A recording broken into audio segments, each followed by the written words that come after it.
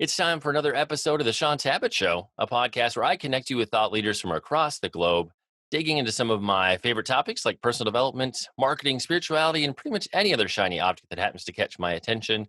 Today, my very special guest is Peter Kozodoy, and we're going to be discussing his brand new book, Honest to Greatness: How Today's Greatest Leaders Use Brutal Honesty to Achieve Massive Success. Peter, it is truly an honor, sir. Welcome to the show. The honor's mine, Shaun. It's great to be here. Thanks for having me. Well, let's kick off our conversation with a bit of what we might call the Peter Kozodoy origin story. For those of us who are encountering you for the first time in this conversation today, what are a few things we need to know about you? Oh my story starts as an Olympic hopeful figure skater. Believe it or not, I was extremely dedicated for about 15, almost 20 years. Had Olympic dreams. In fact, when I was 17, Shaun, there were only two things that I knew for sure were absolute truths in my life. One of them was I was going to the Olympics as a figure skater, and the other was that I was going to Harvard. I grew up outside of Boston. There was only one college, that was Harvard, so that's where I was going to go, right? Never gave it a second thought. Unfortunately, by 18, I learned what the meaning of failure was, which helped me later as an entrepreneur, trust me. When it was clear the Olympics weren't going to happen. I just wasn't good enough. I couldn't hold myself together. The nerves just got to me. And, I applied to Harvard. Harvard sent me a very nice letter back saying, thank you, but no, thank you. It was a pretty devastating time, actually, thinking back on it. And it turns out those two big epic derailers from the way I always thought my life was going to go served as big chips on my shoulder that helped me, I think, fuel the fire in my 20s as I built a company from a tiny video production company startup to an Inc. 5000 marketing agency that had offices across the US, here in the US and Canada. It's been a heck of a journey. Well, and I'm kind of curious in terms of figure skating. Was that the primary goal? Was there a plan B or a life after figure skating, or was that kind of an all encompassing period of life for you? Plan B, I don't even know what that is or how to spell it. Yeah, I mean no, I mean I didn't think that way. You know what I mean? And what's interesting, Shaun, is I've always been someone highly self motivated to reach the top of anything. I wasn't satisfied unless I graduated. I went to Brandeis. I graduated one semester early, Phi Beta Kappa, and summa cum laude. That wasn't good enough, so I had to go to Columbia to get an MBA. And I didn't just want to be an entrepreneur. I wanted to be the fastest growing entrepreneur in the country, right? Like I've always wanted to reach the top of anything. Thus, and I'm skipping ahead too far, but we'll get back to this. Thus, like, I want to be an author. You know what I mean? Like I have this sort of masochistic, ego-driven view of myself, I guess. Maybe folks out there can relate that I just want to strive for greatness. And I'm fascinated by those who move out of their pocket and get into what I call honest alignment with who they really are and what they really want, which again, we'll get much more into later in the show. And I'm curious too, related to the book, the work you do today, when did you first realize that you had a strong interest in practices and systems that allow organizations to succeed or achieve greatness? Sometimes it's a teacher, a mentor, a book. For you, what opened your eyes up to this world and made you go, man, I need to be a part of that? Well, so every elective class I could possibly take in undergrad, I took at the business school. I was just fascinated by how logical business was. It just made sense. Like, oh, columns, rows, revenues, profits, losses. Like, this is all very logical stuff. I think with a logical kind of brain. I had to learn EQ. I had to learn, humility and empathy and all these things. Which is, I write a lot about that in my book. Um, but what happened, Shaun, is I got out of college and then I started working in companies. And over the years, we worked with, local car dealers to startups to the Fortune 500 and even Warren Buffett himself. In fact, I even served as his bodyguard accidentally one time. We were throwing an event for him, all 5'7" of me. That's another story. But what I was fascinated by was that in the real world, no one had told me that actually executive boardrooms are full of shit. And they sit around and they lie to themselves and they get stuck in their own ego and biases and self-limiting beliefs and status quo. And I was like, wait a second, that's not logical. I mean, nobody told me about this part. So I became fascinated by it because with some clients of ours, Shaun, we would give them our growth strategies and love and care and attention, and they would just crush it. They'd get like a 5, 6 times ROI, stay with us for years. It was wonderful. Other organizations that hired us to come in and change them from a marketing communications perspective, they just like blew up on the launch pad. could not get out of their own way, descended into infighting and politics and just all this crap. And I used to sit around and think, my, what a bunch of morons. I mean, how did these people possibly get to these positions? Of course, that was me being a moron. Like, no stupid person can rise to be an executive of a big company. I mean, $100 million plus company. I knew it had to be something else. What I ended up finding and deciding over many years of research and my own personal experiences is that the problem isn't stupidity, it is dishonesty. And not in the way of like intentional, like I'm going to lie to people, but dishonesty in the way I define it in the book, which is across three very specific levels. Dishonest about what's going on in the world and how society is changing, how consumer tastes and preferences are evolving. Dishonest about others around you, whether that's your customers or vendors or suppliers or colleagues or frontline employees, who, by the way, usually know much more than the folks sitting in the C-suite way away from the customers, right? And then finally, dishonest with themselves. I mean, I can't tell you how many executives I encountered that wanted marketing campaigns to make themselves feel good. Meanwhile, that person in charge had probably the least in common with the customer and the customer's pain points and problems and opportunities. So, when I realized it was dishonesty, I started to see it everywhere. I open the book with the story of Blockbuster and Netflix, right? Classic example. Everyone knows Netflix put Blockbuster out of business, but what they don't realize is Blockbuster actually had years and years to catch up and do something about it. In fact, they even did. They launched Total Access late in the game, but Total Access was their DVD through the mail subscription. They got up to 2 million subscribers. And so they were catching up slowly until Carl Icahn, which everyone regards as a tremendous activist investor, came in and said, no, this isn't who Blockbuster is. We need to cling to the status quo. People love paying late fees. That's a great way to make money. We got to go back to that. And so he removed the CEO, John Antioco, installed a new CEO, came back to the old business model, and we know what happened next, right? They lost the equivalent of the GDP of the wealthy nation of Monaco in about a year and a half. So this isn't stupidity, right? These are smart executives, right? Ivy League MBAs, but dishonest, right? About what's shifting around them and how they need to change and where the next wave is coming from. Peter, before we got into the interview, we had talked about how this was your very first book. And as a guy who works with and talks to hundreds of authors every year, I'm always curious to hear why an author felt they were ready or why now was the time for a message to come to life. So for you, what was it that had bubbled up inside of you that said, hey, man, it's time for honest to greatness to come to life? Well, the thing about writing a book about honesty, Shaun, is that I have to be honest, right? So I actually never set out to write about, speak about, or frankly even care about honesty. If you knew me as a 16 to 25-year-old, as probably voted most likely to continue being a jerk, right? Like the honesty, like I would have been like, who cares about that? I only cared about it when, so I was grappling with this issue and our clients, and then something terrible happened to me, which is that I turned 30. I don't know if this has happened to you yet. Oh my gosh, what a terrible thing. I mean, it was just like, wow, what am I doing with my life? And it was a full-on quarter life crisis because I do want to live to 120. I'm hell-bent on that. And what happened when I crossed that threshold, Shaun, is I realized that those two big failures, that missing the Olympics and missing Harvard, they had clung to me, they had stuck to me, they were dragging me down. Somewhere along the lines, I grew to be dishonest with myself about who I really was and what I really wanted out of life. I basically assumed a second best scenario, right? I missed the big dream, so I guess I'll just be second rate my whole life, right? Talk about self-limiting beliefs, right?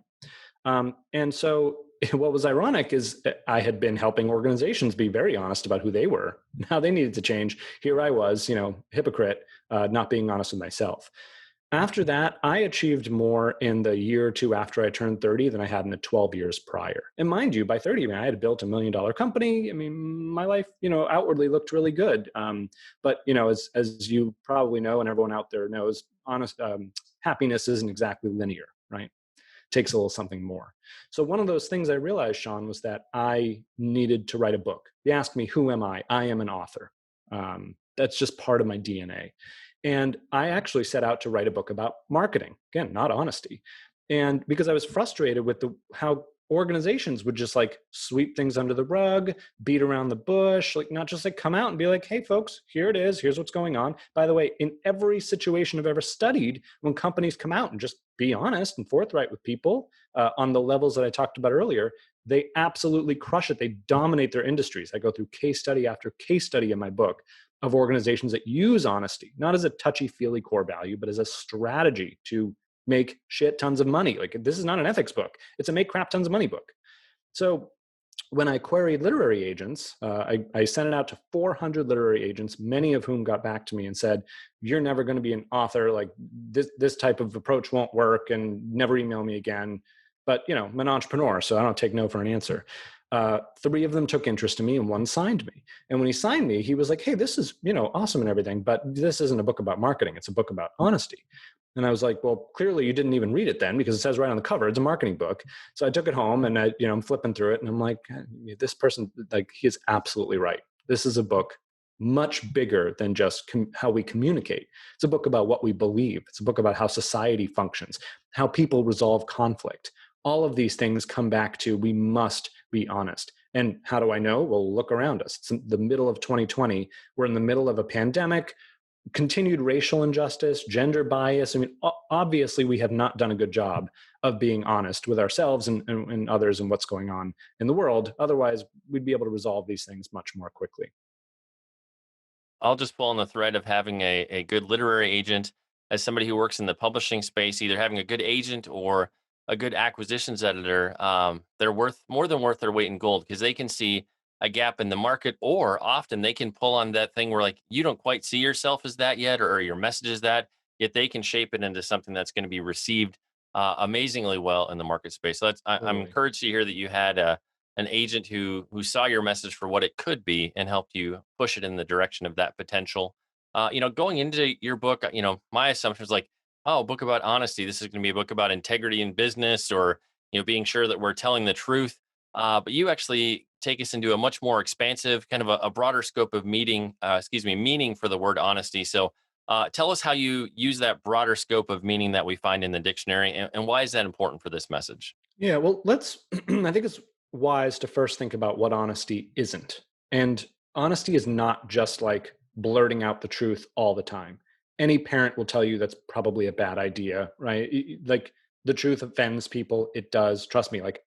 What's ironic is, like, in my younger, more ignorant self, now my older, less ignorant, but still ignorant self, um, I used to be like, "What's wrong? That's that's the truth. Why don't you want to hear it? What's wrong with you?" And so that's when I had to learn, like, there's much more to honesty than just truth telling, right? And my one of the CEOs I interview in my book makes a good point. He says, if you're flying in an airplane and the pilots come over the intercom and they say, well, folks, we've never seen storm clouds like that before. So please fasten your seatbelts. We're not quite sure if we're going to get through this. Is that honest? Yeah, of course. But is it helpful? No. So what I talk about in my book is that we need to expand our version of honesty. And when you expand it, it can mean a bunch of things. Willing to admit fault, ready to change, open-mindedness. And I stratify it into a framework I call the hourglass of honesty, right? And this is the framework I use to help people use this. This is a utilitarian function, honesty, right? It's a strategy. So how do you use it? And it works like this, Shaun. First, we need to start with honest about what's going on in what I call the community. In other words, how is society shifting and changing? How are consumer trends evolving? We're in the middle of a pandemic. We can't ignore that. In years past, we've had this idea of gender binary just kind of blown out the window, right? We can think what we think of it, we can have our opinion about it, but we still need to recognize that people out there are feeling this way, right? That is a trend that is going on. And we can't bury our heads in the sand, or else we'll miss opportunities to ride these waves and innovate with our businesses, right? Again, profit book. The second level is getting honest with and about the others around us. And the others in a business sense can be, vendors, suppliers, colleagues, customers. But in a personal sense, think about your friends, your family, your spouse, right? And what's important is we need to be honest with them sometimes when it's prudent, but other times we need to be honest about them, about how they think and how differently they might think from us. We need to be honest about their life experiences, their perspectives, their facts, right? People laughed when the term alternative facts came out, right? They're like, what's that? There's just the facts. No, in fact, there are facts, and then there are other facts you can look at. In fact, you and I can look at the same facts and draw different conclusions, different opinions, right? This is a thing. We need to get honest about how we think. This is where like psychology and empathy comes into play, and open understanding, right? Not just I'm going to force my opinion down your throat. That's not honest, right? Honest is tell me more about that. I want to learn. And finally, Shaun, we need to be honest with and about ourselves, with our own biases and self-limiting beliefs as leaders, with our own massive egos. I have one, right? I'm sure plenty of people out there have one. I'm just honest about it. That's the difference. So what I found is that leaders and organizations that are honest on all three levels, right? Community, others, and self, they end up fundamentally changing who they are. If you think about it, honest you is very different than dishonest you. Honest you, if you're really being deeply honest with all these layers, you have different thoughts, feelings, desires, fears, right? This is what happened to me when I finally got honest about, okay, I turned 30, who am I? Who do I want to be? What do I want to accomplish? That honest Peter is a fundamentally different person. I mean, I went and rapidly achieved things that at 29 were sort of blocked in the back of my mind. Makes sense, right? So what I found is that when you descend those three levels and you change, the real power is you start to change the others around you. You come back out the other side like an hourglass. And once you change the others around you, again, your colleagues at work, your employees, your customers, right? Let's pivot customers. Hey, turns out that friend's toxic. I'm not going to associate with that friend anymore. When you change that circle around you, that's how you can bend the community to your will and achieve industry dominating success. And to give you a quick example, and this is one of my favorites, I think of Domino's Pizza in 2009, 2008-9, when they figured out that, frankly, their pizza kind of sucked, right? They were doing taste tests and focus groups, and customers are saying like, it's not that good. Then they put their pizza in the boxes of competitors, and they said, oh, that tastes a little better, which means they didn't just have a taste problem, they had a brand problem, all kinds of problems, right? And listen, they could have just said, okay, well, let's sweep those under the rug and improve the pizza a little bit and run a couple ads that say, hey, we've made our sauce a little better, and it would have been fine. But they didn't. Instead, the incoming CEO went on national television, and I don't know if you remember this, in 2010, said, hey, folks, turns out our pizza's terrible, and we're sorry, and you deserve better than this, and we're going to fix it. And then they transparently exposed their entire process. They showed videos of them talking about this internally. Oh yeah, this is not good. We got to do something about this. They showed videos of the pizza rolling out to other new customers. Hey, do you like this? Is this better? Expose the whole thing. Talk about honesty and transparency. And what's interesting is and all of the organizations in my book, they exactly use the hourglass, right? It was 2008, didn't know who to trust. Dishonesty was all over the society because of the financial crisis. That's community. Others, what are our customers really saying? How are they really feeling? And self, we need to change. We need to be a fundamentally different organization, a more honest organization. And once they came back out, if you had recognized that they were using strategic honesty and invested in Domino's Pizza stock in 2010, you would have had an over 3,000% return over the next 10 years. I mean, that's insane. By the way, the strategy here was telling America that their product was terrible. That's how they did this. So, honesty, it just works. It works, Shaun, because this is how you and I function, right? If I wrong you, I'm not going to be like, oh, let's not talk about it and sweep it under the rug. I'm going to say, hey, Shaun, I'm super sorry. Turns out I'm a terrible human being. Obviously, I need to work on some stuff. Here's what I'm doing, the steps I'm taking to do better. And I hope you forgive me. And what are you going to do? Like kick me when I'm down? Of course not. You're going to say, it's all good, Peter. We're human. It's like, we're wired for this. Why organizations don't naturally do this, I don't get. Hopefully they buy a copy of my book and they get it. Yeah, I mean, honesty, transparency, it's definitely one of the ways that we learn to make sense of the world and understand how it's safe to relate to others. And obviously, that applies on a one-to-one level or a one to a large organization level. One more thing, kind of on those three stages. Were you somewhat intentional by having people start with their community, then moving on to others before moving on to themselves? My guess is that if we made them start with themselves, they'd be scared to begin there. So was there an intentionality in kind of the stages you move people through? There is, and it's a little more complex than that. That's a great question, Shaun. So honesty about ourselves, with the others around us and ourselves, that needs context. if I'm going to be honest about who I am and what I want as an ancient Egyptian, it might look a little different than in 2020, right? The options are different. The optionality is different. So context matters, which is why I think we do need to start, at a broader level and work our way down. That said, there's a cyclical nature to this. Once we get honest about the community and the others and the self, and we realize things about ourselves, we realize things about others, and we see things differently in the community. And so there's sort of a recycled nature about this, and the same thing through the whole hourglass. Kind of flows a little more free forming than just down and out. But that's the beauty of it. I mean, really, what I'm most proud of in this book, after many editing rounds of hating myself for being such a crappy writer, by the way, now that I'm like, it's submitted and I can't change it and have to live with it. What I'm most proud of is this really skews much more than just leadership, right?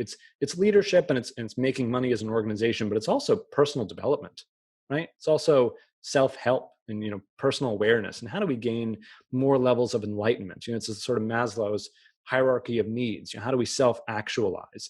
And what I've found is that we can't do that when we're covered in our own crap, right? That we've made ourselves and layered over ourselves, saying, oh, we can't achieve this. We're not good enough for that. Let's cling to values we had in the 1950s because those apply today. Like, all those lies just prevent us from being better human beings, more effective human beings, right, in our lives and in our businesses. That ability for honesty to permeate everything we do is what what I've been most intrigued by, and what I'm most hopeful that this book impacts. We're at an interesting time in organizations where we've got four generations together in the workplace right now. But the two generations that, honesty and transparency seems to be their call to action, their kind of biggest, most important thing. That would be the millennials, the Gen Zs. Would love to have you just comment on, between your research and your work, how do you see those two groups influencing the demand, the call for honesty, both on the consumer side, but also on the internal employee side? Because I can tell you, just based on my own experiences, my Gen Z and millennial staff members were more than happy to ask the hard questions that the rest of us knew better than to ask. Hmm. So the central premise of the book, right? Why does honesty work? It's because we all know the truth now. I mean, how many scandals do we need that come out into the light? Volkswagen with their diesel emission scandal, Wells Fargo with their fake account scandal, the college admissions scandal last year, Jeffrey Epstein, like, all this stuff comes out. Why? Because we're all walking around with a phone. We like, think of George Floyd's horrendous murder. Everyone in the world saw it firsthand. That's what makes it powerful. And if we're all walking around with a microphone and a video camera, what do we think is going to happen? There's going to be first-party data somewhere telling us the truth of what really happened. In that world, it doesn't make sense to do anything but be honest and transparent. So when you take young folks, right, who have only ever known a world of instantaneous news spreading through social media and the ability to look up on YouTube what happened, and all these devices we have for getting at transparency, it becomes sort of a, like, don't we have to be just honest and transparent about what's going on? Because I'm going to go to Glassdoor anyway and see how crappy your company is. So you may as well just tell me, right? So I think, my hope and my belief truly is that we're going to move into a place where companies and leaders realize they may as well just be honest and transparent.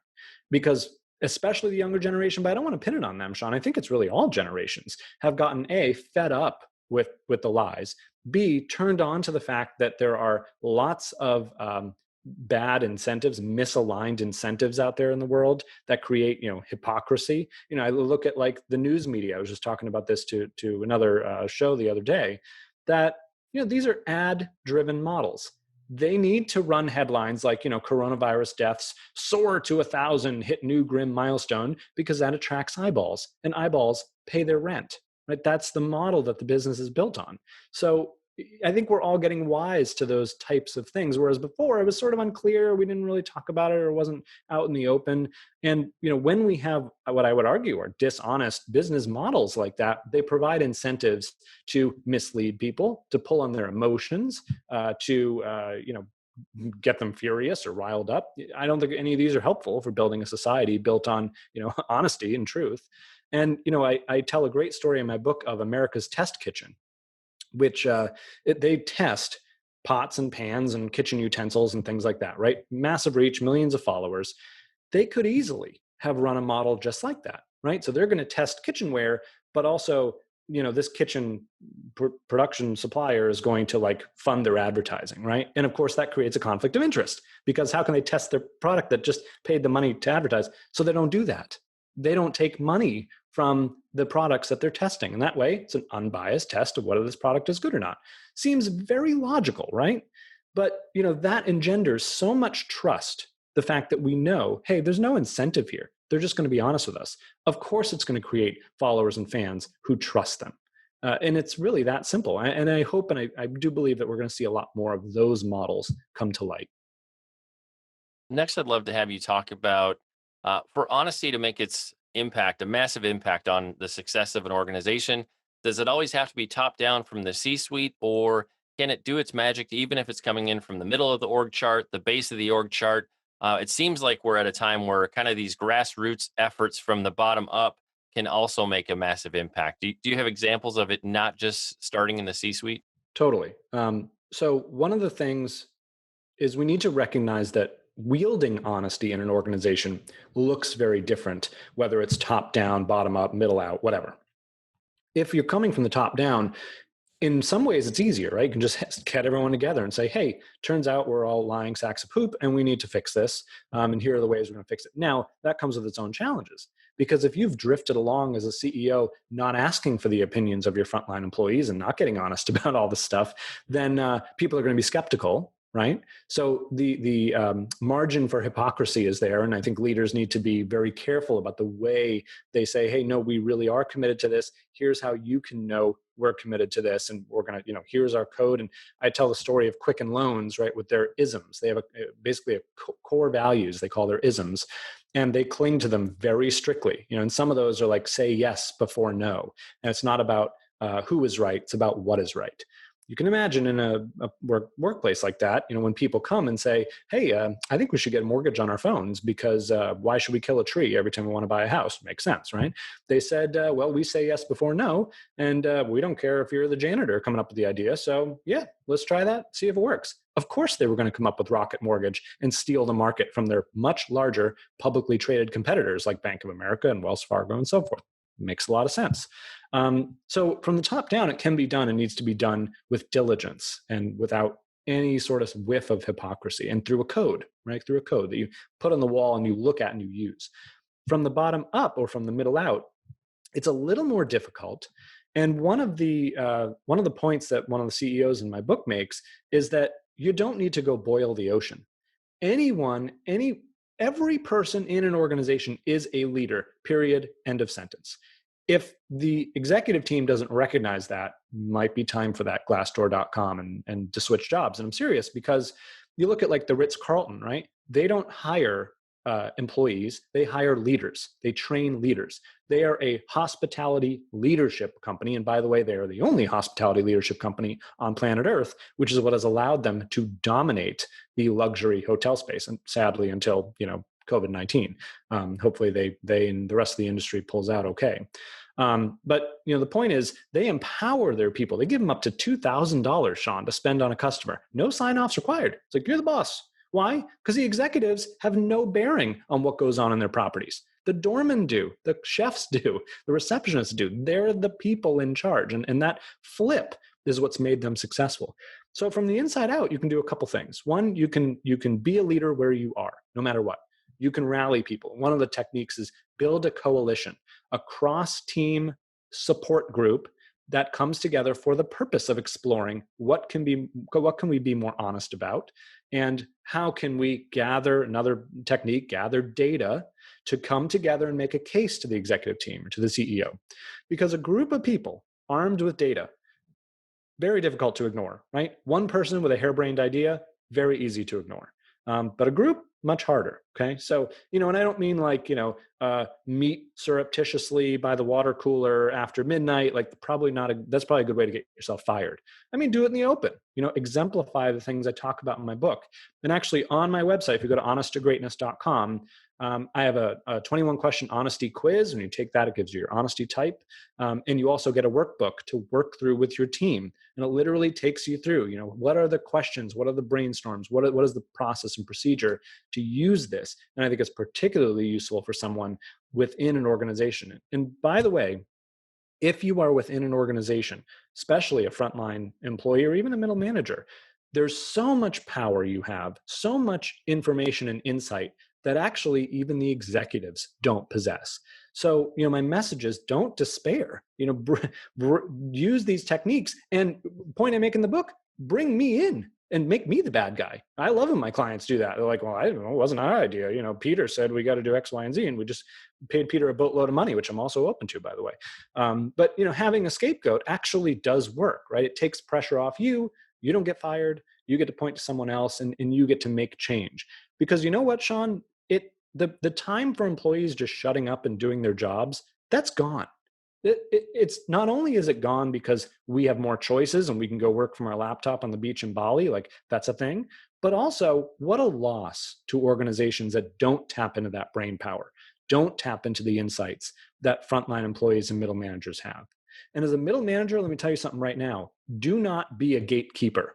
The time for gatekeepers is also long past. Your job is to empower your people to make you look good by letting them do their job, right? That I talk about the new executive role as being like a mirror, an executive manager, whatever. It's like, take things coming at you. Think about that employee that came with Rocket Mortgage, right? Oh, why don't we do this? Ask yourself, does this fit into our, what we're good at, what we're in business to do? Yeah. All right, cool. Go do that.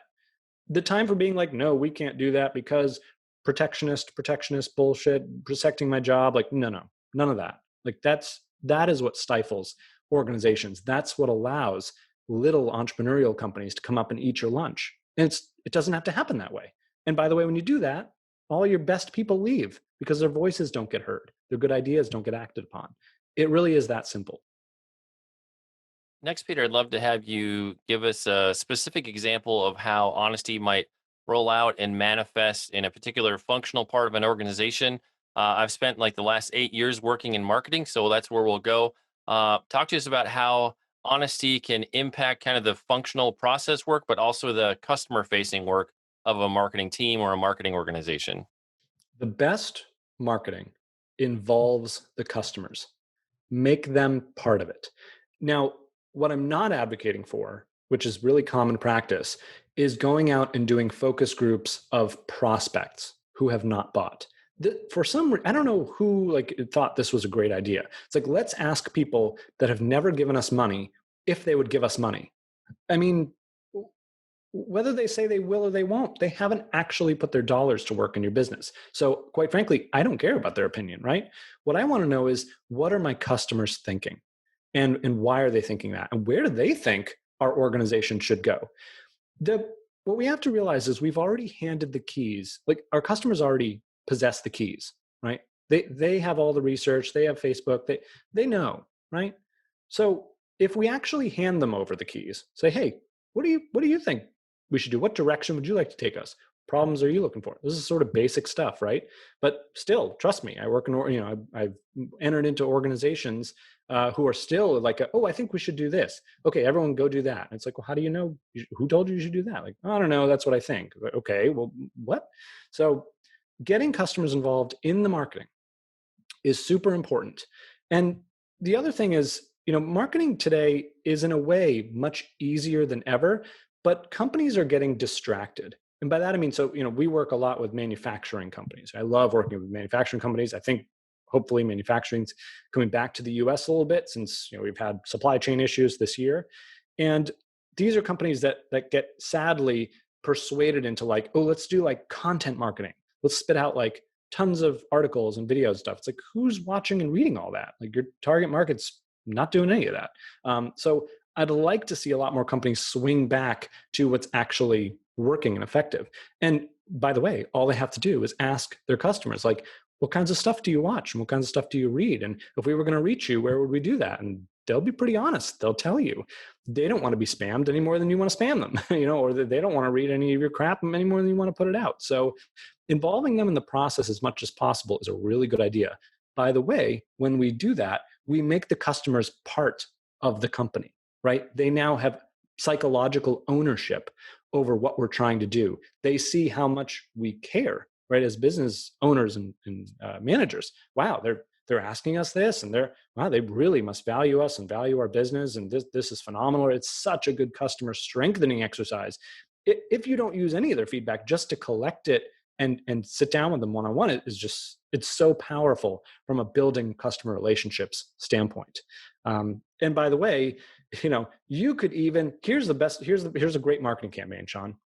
You sit down with your customers, you film you and your customers as they're talking to you about their pain points and all that, and you publish that video and say, hey, this is how much we care. And if you have stuff, prospect, that you want to share with us, come sit down. We'd love to hear from you. What a powerful statement that is. How different a message that is than buy our new, machine, and it's got this feature and that feature and no one cares, right? So, it all comes back to using strategic honesty and transparency. It's a method. It's not a touchy-feely nice to have. Does that make sense? Makes sense. Yeah, I mean, I like what you just shared in terms of that video idea. It humanizes the company. That's one of the things I've always found challenging for like me. I want to be out front. I want my authors I'm working with. I want the people reading the books. I want everybody to know who I am as a face of whatever organization I'm a part of. But I've also had other employees who that just scared them. They didn't want to be the face out there. And if you can humanize it, if you can be relatable and you can be a real person, whatever that looks like, it makes people want to talk to you because, like you said, they very much want to belong to something, feel like they're a part of the process. And when they have that personal buy-in, that personal investment, it makes all the difference in the world. In fact, they'll start doing your marketing for you because That's they're right. just this big fan. Exactly. Well, Peter, in terms of the big journey, the journey that you want to take readers on in the book, if they hear one idea, one message that they take away is what they saw loud and clear in the pages of Honest to Greatness. What's that one thing you want every reader to take away? I want people to gain a level of awareness of how honesty and dishonesty influences their lives. If everyone would just step back and with everything they see and hear, every thought they have, ask two questions. One, is that true? And two, how do I know? How can I find out? Just think, so I work with a lot of entrepreneurs, right? Helping them build their own 7, 8 figure business. I can't tell you how many times an entrepreneur will give a statement to me like, well, I can't go sell, big accounts yet because I need X, Y, and Z. I'm like, is that true? How do you know? Who told you that? Why are you telling yourself that? All of these little lies that we tell ourselves that we don't even know we're lying about. I make the case in the book that this really, people who are like inherently liars, they suck and they're dangerous, right? But that's not the majority of the population. The majority of the population are full of crap and don't even know it. And it's through all this self-awareness, this recognition of asking, you see a scary headline or, great Aunt Betty posts something on Facebook that seems scandalous. Is that true? And how do I know? How can I tell? Just those two questions, Shaun, I think will shake people out of this reactive emotional state and get them into a proactive, curious state about, gee, I don't know, maybe that thing I've told myself for 10 years isn't true. Or maybe that pandemic documentary that everyone freaked out about, maybe it does have some holes and maybe I should investigate that or whatever.